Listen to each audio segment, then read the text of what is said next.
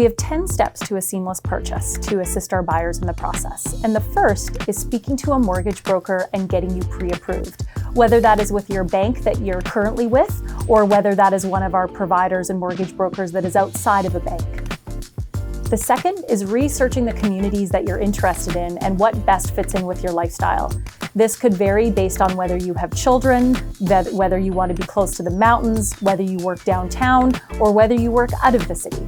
The third is having a meeting with us, sitting down with us to discussing your needs, and then setting you up on an automatic email so you can start receiving listings and we can start the process. The fourth step is having us explain to you the differences between a condo purchase and a single-family home and the conditions that are needed. For example, when you're purchasing a condo, we want to make sure that you have subject to review of condo docs. And in that condition, we're going to suggest that you have your condo docs professionally reviewed, which is like a home inspection on the financials. If you're purchasing a home, explaining to you and the details of what a real property report is and having us add that in as a condition or a term of the sale to make sure that it is updated so there are no confusion or conflicts at the time of closing. Point 5 is understanding the disclosure documents that we're going to ask you to sign.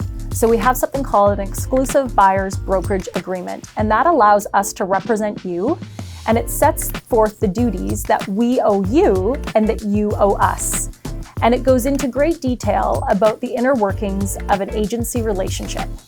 The second document is called an Agency Relationships Guide. It is separate from the buyer's brokerage, and it explains our other duties to you, whether we're representing you as a sole agent or whether we're a transaction brokerage. What that means is if we're your only agent, we are not representing the seller, we are only representing you. That is called sole agency relationships. Transaction brokerage means that we are representing you and the seller. And are you and the seller okay with that? It's a conflict of interest. What does that mean and what does it entail? And if you're not comfortable with that, then what does that look like moving forward in our relationship? And we have a couple of options. Point 6 is your initial deposit. What is that for? When is it due? And how much does it need to be?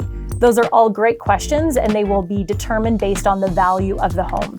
Typically, your initial deposit is due within 2 to 3 days of an accepted offer and has to be in the form of bank draft, wire transfer, or certified funds.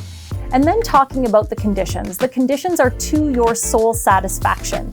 That means if you are not satisfied with the rate that the bank gives you for your interest rate, if there's something in the home inspection that is not satisfactory to you, or if you're not happy, say, with the reserve fund or the financials that the condominium documents provide, that you can back out, no questions asked, and receive that initial deposit back.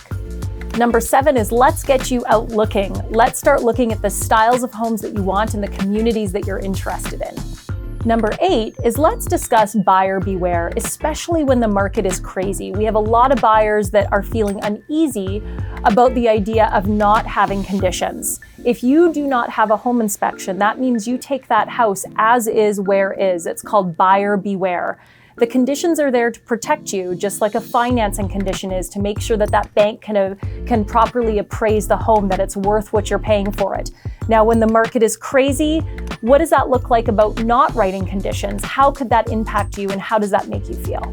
Let's talk about the removing conditions. We remove your conditions by way of a waiver, also known as a notice. Once you remove those conditions, that means the deal is firm and we can say, congratulations, you've officially bought a home. Now we have that time period from when you remove your conditions until possession day. That could be 20, 30, 60, 90 days, whatever we've agreed to in the offer to purchase. Your homework doesn't stop there once you sign that waiver. You have to get your utilities in line. You have to get your home insurance in line. You have to get your property taxes in line. You have to do all of these things from the time you remove conditions till the time you purchase your home.